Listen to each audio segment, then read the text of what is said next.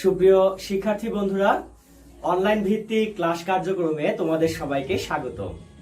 বন্ধুরা, তোমরা আমার সাথে তোমাদের সপ্তম শ্রেণীর বাংলা ব্যাকরণ ও নির্মিতি নামক যে বইটি আছে সেই বইটির ক্লাসগুলো আমার সাথে করছো বিগত কয়েকদিন যাবত। এর আগে আমরা খুব জটিল একটি টপিকসকে খুব সহজেই আমরা আমাদের এই অনলাইন ক্লাসের মাধ্যম দিয়ে শিখে নিয়েছি। ঠিক তেমনি ভাবে আজকের ক্লাসেও আমরা ওই রকমই একটি জটিল টপিকসকে খুব সুন্দরভাবে আমরা আজকের ক্লাসের মাধ্যম দিয়ে শিখে ফেলার চেষ্টা করব। তো বন্ধুরা, আজকে আমাদের ক্লাসের টপিকসের নাম হচ্ছে নত্ব এবং সত্য বিধান।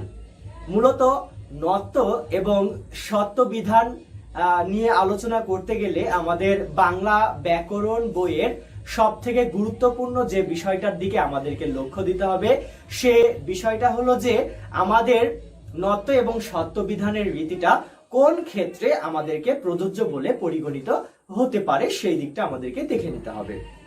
তো বন্ধুরা, নত্ব এবং সত্য বিধানের রীতিগুলোকে সবসময় তৎসম এবং অর্ধতৎসম যে সকল শব্দগুলো আছে এই তৎসম এবং অর্ধতৎসম শব্দের ক্ষেত্রেই সবসময় ব্যবহারগুলো করা হয়ে থাকে। তো বন্ধুরা, আমরা জানি না যে তৎসম শব্দ কি এবং অর্ধতৎসম শব্দগুলোকে আসলে কি বলে পরিগণিত করা যায়। তো বন্ধুরা, সবার আগে আমরা চলো জেনে আসি তৎসম শব্দটা আসলে কি। তো বন্ধুরা, আমরা যে বাংলা ভাষায় কথা বলি এই বাংলা ভাষাটাই কথা বলতে গেলে সবার আগে আমাদেরকে এই জিনিসটা মনে রাখতে হবে যে আজ থেকে 10 বছর পূর্বে আমরা একটি জিনিসকে যে নামে পরিচিত ছিলাম, পরবর্তীতে 10 বছর পরে সেই জিনিসটাকে কিন্তু আর সেই নামে পরিচিতি থাকে না। আবার আজ থেকে 10 বছর পূর্বে টেলিভিশনের মাত্রাটা বা টেলিভিশনের ব্যবহারটা যেরকম ছিল আজকে কিন্তু টেলিভিশনের ব্যবহারটা সেই রকম নেই। আজকে কিন্তু আমাদের বিজ্ঞান এবং প্রযুক্তির উন্নতি সাধন হওয়ার কারণে আমাদের এই সকল জিনিসগুলোর ব্যবহারটা কমে গিয়েছে এবং আমাদের মোবাইল ফোন কম্পিউটারের ব্যবহারটা কিন্তু সেই তুলনায় আরেকটু বেশি বেড়ে গিয়েছে। তো বন্ধুরা, ঠিক তেমনি ভাবে আমরা যে ভাষাটায় কথা বলি এই ভাষাটা আজ থেকে 1000 বছর পূর্বে কেমনটা ছিল সেই জিনিসটার দিকে একটু লক্ষ্য করি, তাহলে আমরা দেখতে পারবো যে হচ্ছে 1000 বছর পূর্বে আমাদের বাংলা ভাষার অবস্থানটা ঠিক কোন জায়গাটায় ছিল। তো বন্ধুরা, ঠিক একই রকম ভাবে আমাদের বাংলা ভাষার দিকেও যদি আমরা লক্ষ্য করি তাহলে দেখবো যে বাংলা ভাষাটার ভেতরেও কিন্তু বিভিন্ন রকমের বিভাজন হয়ে গেছে। যেমন ধরো, বাংলা ভাষার ভিতরে সিলেটি ভাষা আছে, চট্টগ্রামী ভাষা আছে, নোয়াখালীর ভাষা আছে, এইদিকে রাজশাহীর ভাষা আছে। বিভিন্ন অঞ্চলের ভাষাগুলো কিন্তু বিভিন্ন রকমের। তারা কিন্তু বাংলা ভাষাতেই কথা বলে, কিন্তু তাদের ভাষাগুলো বুঝতে একটু সমস্যা হয়, কারণ তাদের এই যে বিভিন্ন ধরনের শব্দগুলোকে তারা বিভিন্ন রকম ভাবে উচ্চারণগত দিকের পার্থক্যের মাধ্যম দিয়ে তারা কিন্তু উচ্চারণ করে থাকে। ঠিক তেমনি ভাবে আমাদের আজকের যে পরিমার্জিত ভাষাটাকে আমরা ব্যবহার করছি 1914 সালের পরবর্তীকালীন সময়ে সবুজ পত্র পত্রিকায় প্রমোদ চৌধুরীর মাধ্যম দিয়েই কিন্তু হচ্ছে আমাদের এই চলিত রীতির যে একটা ব্যবস্থা সেই ব্যবস্থাটাকে আমরা পেয়েছিলাম প্রমোদ চৌধুরীর মাধ্যম দিয়েই। তো ঠিক তেমনি ভাবে আজ থেকে 3500 বছর পূর্বে একটি ভাষা ছিল যে ভাষাটার নাম ছিল ইন্দো ইউরোপীয়। সেই ভাষাটা কিঞ্চিত এই যে আমাদের যেমন বাংলা ভাষাটা পরিবর্তিত হয়ে বরিশালের ভাষা, নোয়াখালীর ভাষা, সিলেটের ভাষা, চট্টগ্রামের ভাষা হয়ে গেছে, ঠিক তেমনি ভাবে এই ইন্দো ইউরোপীয় নামক যে ভাষা এই ভাষাটা পরিবর্তন হয়ে শতম এবং কেন্তম হয়ে গিয়েছিল। তারপরে কেন্তম ভাষাটা থেকে অন্যান্য ভাষা আরো পরিবর্তন হতে হতে এসেছে ইরানীয় ভাষা যেগুলো আছে সেই ভাষাগুলো, আর শতম ভাষা থেকে আমাদের বাংলা ভাষাটার উৎপত্তি হয়েছে। তো শতম ভাষা থেকে পরবর্তীতে একটি ভাষার উদ্ভব হয়, সে ভাষাটার হচ্ছে আর্য ভাষা, তারপরে ভারতীয় আর্য ভাষা, তারপরে বৈদিক ভাষা, তারপরে সংস্কৃত ভাষা, তারপরে হচ্ছে প্রাকৃত ভাষা। প্রাকৃত ভাষার পরে আমরা পেয়েছি গৌড়ীয় প্রাকৃত, মাগধী প্রাকৃত। মাগধী প্রাকৃত থেকে হচ্ছে বাংলা ভাষার জন্ম হয়েছে। এই কথাটা ডক্টর সুনীতি কুমার চট্টোপাধ্যায় কিন্তু বলেছেন। ডক্টর সুনীতি কুমার চট্টোপাধ্যায় হলেন হচ্ছে বাংলা ব্যাকরণবিদ বা ভাষাবিদ। আর গৌড়ীয় প্রাকৃত যেটা আছে, গৌড়ীয় প্রাকৃত থেকে বাংলা ভাষার উদ্ভব, এই সম্পর্কিত তথ্যটা দিয়েছে ডক্টর মোহাম্মদ শহীদুল্লাহ, ভাষাবিদ ডক্টর মোহাম্মদ শহীদুল্লাহ। আমরা সকলেই তার নামটা জানি। তো এই গৌড়ীয় প্রাকৃত থেকে একটা ভাষার উদ্ভব হয়েছে, ঠিক আছে, গৌড়ীয় অপভ্রাংশ। তারপরে হচ্ছে বঙ্গকামরূপী, বঙ্গকামরূপী থেকে দুইটা ভাষা আমরা পেয়েছি, একটা হচ্ছে প্রাকৃত, একটা বঙ্গকামরূপী থেকে আমরা দুইটা ভাষা পেয়েছি, একটা হচ্ছে বাংলা আর একটা হচ্ছে অসমিয়া। তাহলে দেখো যে সংস্কৃত ভাষাটা আর্য, ভারতীয় আর্য, বৈদিক, তারপরে কি সংস্কৃত ভাষা, তারপরে আসছে প্রাকৃত ভাষা, তারপরে কিন্তু বঙ্গকামরূপী, তারপরে হচ্ছে বাংলা ভাষার উদ্ভব। তার মানে কি এই সংস্কৃত ভাষা থেকে ফিল্টারকৃত মানে হচ্ছে প্রাকৃত ভাষা এবং হচ্ছে বঙ্গকামরূপীর মাধ্যম দিয়ে তারপরে বাংলা ভাষার মধ্যে যে সকল শব্দগুলো এসেছে এই শব্দগুলোকে বলছে আমরা হচ্ছে তৎসম শব্দ। ঠিক আছে, তো আজ থেকে বহু বছর পূর্বে সংস্কৃত ভাষার একটা ব্যাপার স্যাপার ছিল, সেই সংস্কৃত ভাষা থেকে কিঞ্চিত পরিবর্তিত হয়ে আমাদের ভাষায় যে এসেছে যে শব্দগুলো, ওই শব্দগুলোর ভেতরেই কিন্তু এই যে আমাদের আজকের নত্যবিধান এবং সত্যবিধানের আলোচনার টপিকসটা আমাদের রয়েছে। তো বন্ধুরা, প্রত্যাশা রাখি তোমরা খুব সুন্দরভাবে বুঝতে পেরেছো আসলে তৎসম শব্দটা কি, এবং তৎসম শব্দ থেকে আগত যে সকল শব্দগুলো আমাদের বাংলা ভাষায় ব্যবহার করি আমরা, শুধু ওই ধরনের শব্দগুলো নিয়েই কিন্তু আমাদের আজকে ক্লাসের আমাদের যে বানান রীতি আছে সেই বানান রীতির নত এবং সত্যবিধান নিয়ে আমরা আজকে আলোচনা করার চেষ্টা করব। তো বন্ধুরা, সবার শুরুতেই আমাদের বই থেকে সবার শুরুতে আমরা প্রথম যে নিয়মটি আছে সেই নিয়মটির দিকে একটু লক্ষ্য করি। আসলে আমাদের বই থেকে ওই সকল নিয়মগুলো না পড়লেও চলবে, আমি যে সকল নিয়মগুলো তোমাদেরকে এখন পড়িয়ে দেব সেই নিয়ম কয়টাই যদি তুমি খুব সুন্দরভাবে মনে রাখতে পারো, তাহলে তোমরা এই নত্য এবং সত্যবিধানের যে সমস্যা সেই সমস্যা থেকে মুক্তি পেতে পারবে। তো বন্ধুরা, সবার শুরুতেই আমরা 1 নাম্বার নিয়মটার দিকে একটু লক্ষ্য করে দেখি, যে হচ্ছে সবার শুরুতেই 1 নাম্বার নিয়ম যেটা আছে, আমরা আমাদের বাংলা বর্ণমালার 3টা বর্ণ তোমাদেরকে মনে রাখতে হবে। তো দেখো স্ক্রিনে ভাসছে, প্রথম হচ্ছে রি, তারপরে হচ্ছে র, তারপরে হচ্ছে মূর্ধন্য ষ। এই যে 3টি বর্ণ তোমরা দেখতে পাচ্ছ, এই 3টি বর্ণ যেখানে আছে রি, র, মূর্ধন্য ষ, এই 3টি বর্ণের পরে যদি কোনো ন নামক উচ্চারণ এসে থাকে তাহলে তারপরে দন্তন্য সেখানে ব্যবহার করবে নাকি মূর্ধন্য ব্যবহার করবে, সেই নিয়মটাই হচ্ছে আমাদের প্রথম নিয়মটা। তো প্রথম নিয়মটা কি? প্রথম নিয়মটা হচ্ছে যদি বাংলা যে বানানটা আছে সেই বানানের ভেতরে রি, র এবং মূর্ধন্য ষ এর পরে দন্তন্য উচ্চারণ হবে নাকি মূর্ধন্য উচ্চারণ হবে, বা লেখার সময় আমরা বানান লেখার সময় দন্তন্য লিখবো নাকি মূর্ধন্য লিখবো, সেক্ষেত্রে সব সময় মনে রাখবে যে রি, র এবং মূর্ধন্য ষ এর পরে সব সময় কি হয়?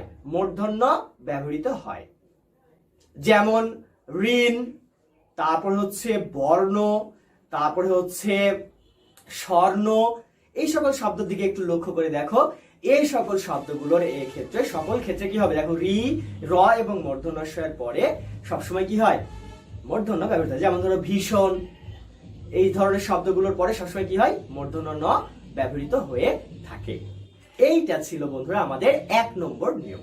আমরা 2 নম্বর নিয়মের দিকে একটু যদি লক্ষ্য করি তাহলে দেখব যে হচ্ছে, দেখো আমাদের বাংলা বর্ণমালার ভেতরে 5টি বর্গ আছে, তাই না? 5টি বর্গে, প্রত্যেকটি বর্গের ভেতরে মোট 5টি করে বর্ণ আছে। সুতরাং 5টি বর্গের ভিতরে 5 5 25টি বর্ণ উল্লেখযোগ্যভাবে আমাদের আছে। তো এই জায়গায় ট বর্গীয় ধ্বনি যেগুলো আছে, দেখো ট বর্গীয় ধ্বনির ভিতরে কিন্তু 5টি বর্ণ আছে, তাই না? দেখো চ, ছ, ড, ঢ, মূর্ধন্য ন। এই যে ট বর্গীয় ধ্বনির শেষে কি আছে? একটা নাসিক্য বর্ণ মূর্ধন্য ন। এই যে ট বর্গীয় ধ্বনির শেষে মূর্ধন্য ন আছে, তার মানে কি মূর্ধন্য ন এই ট বর্গীয় ধ্বনি সকলের সঙ্গে সবসময় যুক্ত বর্ণ বা ভাই হিসেবে ব্যবহৃত হবে। তো সুতরাং আমরা যদি হচ্ছে কেউ আমার কাছ থেকে উপকার পেতে চায়, তাহলে সবার আগে আমার ভাইকে আমি উপকার করব নাকি অন্য মানুষকে? সবার আগে নিজের ভাইকে করতে হবে। সুতরাং এই ট বর্গীয় ধ্বনির সাথে যদি কোনো যুক্ত বর্ণ যুক্ত হয়ে যায় তাহলে সেক্ষেত্রে আমাদেরকে মনে রাখতে হবে যে ট বর্গীয় ধ্বনির সাথে সবসময় কি যুক্ত হয়? সব সময় মূর্ধন্য ন যুক্ত হয়ে থাকে। সুতরাং বন্ধুরা, ট বর্গীয় ধ্বনির সাথে সবসময় আমরা কি যুক্ত করব? মূর্ধন্য ন যুক্ত করব। ট বর্গীয় ধ্বনি কোনগুলো? ট, ছ, ড, ঢ, মূর্ধন্য ন। এই যে 5টি বর্ণ, এই 5টি বর্ণের সঙ্গে সবসময় কি যুক্ত হবে? মূর্ধন্য ন যুক্ত হবে। তবে হ্যাঁ, আমাদেরকে এটাও মনে রাখতে হবে যে ত বর্গীয় ধ্বনি যেগুলো আছে, ত বর্গীয় ধ্বনির শেষে কিন্তু দন্তন্য ন ব্যবহৃত হয়। যেমন হচ্ছে ত, থ, দ, ধ, দন্তন্য ন। সুতরাং দন্তন্য ন হচ্ছে ত বর্গীয় ধ্বনির ভাই, সুতরাং ত বর্গীয় ধ্বনির সাথে কখনোই কি হবে না, মূর্ধন্য ন ব্যবহৃত হবে না। ত বর্গীয় ধ্বনির সাথে সবসময় দন্তন্য নয় ব্যবহৃত হবে। সুতরাং ত বর্গীয় ধ্বনির সাথে যদি কোনো যুক্ত বর্ণ হিসেবে ন হবে, দন্তন্য হবে না মূর্ধন্য হবে, আমরা যদি সন্দেহে থাকি তাহলে সবসময় কি ব্যবহার করব, দন্তন্য ন ব্যবহার করব, সেখানে কিন্তু মূর্ধন্য ন ব্যবহার করা যাবে না। তো বন্ধুরা, এ পর্যায়ে আমরা চলে যাব আমাদের পরবর্তী নিয়ম যেটা আছে সেই পরবর্তী নিয়মের ক্ষেত্রে। বন্ধুরা, আমাদেরকে আরেকটা জিনিস সত্য করে মনে রাখতে হবে, সেটা হচ্ছে যে যদি রি, র এবং মূর্ধন্য এর পরে ক বর্গীয় ধ্বনি, ক বর্গীয় ধ্বনি কোনগুলো, ক বর্গীয় ধ্বনিগুলো হচ্ছে ক, খ, গ, ঘ, উ, এগুলোকে বলা হচ্ছে ক বর্গীয় ধ্বনি। এছাড়াও আমি কি বলেছি, রি, র এবং মূর্ধন্য এর পরে সরাসরি মূর্ধন্য থাকবে না, ঠিক আছে, তার মাঝখানে আরেকটা বর্ণ থাকবে। সেই বর্ণটা কি হতে পারে, ক বর্গীয় ধ্বনি হতে পারে অথবা প বর্গীয় ধ্বনিও হতে পারে। প বর্গীয় ধ্বনি কোনগুলো, প, ফ, ব, ভ, ম, ঠিক আছে। সুতরাং রি, র, মূর্ধন্য এর পরে ক বর্গীয় ধ্বনি নাকি হচ্ছে প বর্গীয় ধ্বনি, সেটা আমাদেরকে যদি থাকে, বা এই রি, র, মূর্ধন্য এর পরে যদি ক বর্গীয় ধ্বনি নাকি হচ্ছে প বর্গীয় ধ্বনি অথবা মূর্ধন্য ষ, হ, অন্তস্থ জ, অনিস্বর, এই ধরনের বর্ণগুলো যদি থেকে থাকে, তাহলে মনে রাখতে হবে যে রি, র, মূর্ধন্য এর পরে এই বর্ণগুলো থাকলে তার পরবর্তী বর্ণটাকেও আমরা কি করতে পারি, কি করে দিতে পারি, পরবর্তী বর্ণটাকেও আমরা হচ্ছে মূর্ধন্য ন হিসেবে ব্যবহার করে দিতে পারি। তো বন্ধুরা, আজকের যে ক্লাস, এই ক্লাসের মাধ্যম দিয়ে আমরা এই যে নত্যবিধানের যে নিয়ম, সেই নত্যবিধানের নিয়মটা শিখলাম।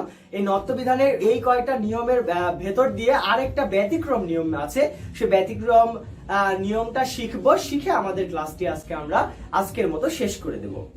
ঠিক আছে বন্ধুরা, এর দেখো তোমরা হচ্ছে আমাদের এই যে সমাসবদ্ধ যে সকল শব্দগুলো আছে, এই সমাসবদ্ধ শব্দের ক্ষেত্রে আমাদের নত্য এবং সত্য বিধানের যে তিনটি নিয়ম আমরা আজকে শিখলাম, এই সমাসবদ্ধ শব্দে কখনোই নত্য এবং সত্য বিধানের নিয়মটাকে কার্যকর করা যাবে না। যেমন ধরো শব্দ একটা ত্রিনয়ন, সর্বনাম, এই ধরনের শব্দগুলো কিন্তু হচ্ছে আমাদের সমাসবদ্ধ শব্দ। সুতরাং এই সমাসবদ্ধ শব্দে আমাদের কি করা যাবে না, আমাদের এই নত্য এবং সত্য বিধান খাটানো যাবে না। তো বন্ধুরা, তোমাদের হচ্ছে যে এই যে নত্য এবং সত্য বিধানের কতগুলো নিয়ম আমরা জেনে নিলাম, এই নিয়মগুলোর ব্যতিক্রম কতগুলো আমাদের সিস্টেম আমাদের ভেতরে আছে। কেমন সিস্টেম, সেটা হচ্ছে যে কিছু কিছু বানান আছে যে বানানগুলো কোনো প্রকারের কোনো নিয়মই মানে না। এই নিয়ম না মানা অবাধ্য কিছু সন্তান আমাদের নত্য এবং সত্য বিধানের ভেতরেও আছে, ঠিক আছে।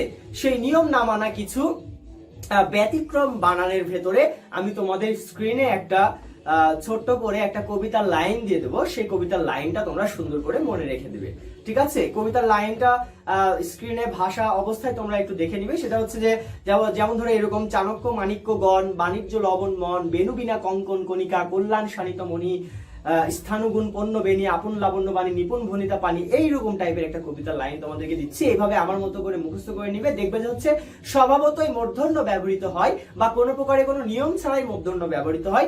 এই ধরনের যে ব্যাকরণের বানানের নিয়মগুলো আছে, সেই নিয়মগুলো তোমরা অটোমেটিক্যালি পেরে উঠবে।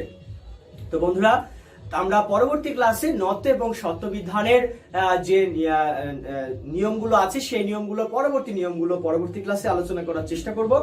সে পর্যন্ত বন্ধুরা, তোমরা সবাই সুস্থ থাকবে, ভালো থাকবে, সবার প্রতি শুভকামনা জানিয়ে আজকের মতো ক্লাসটা এখানে শেষ করছি। সবাইকে ধন্যবাদ।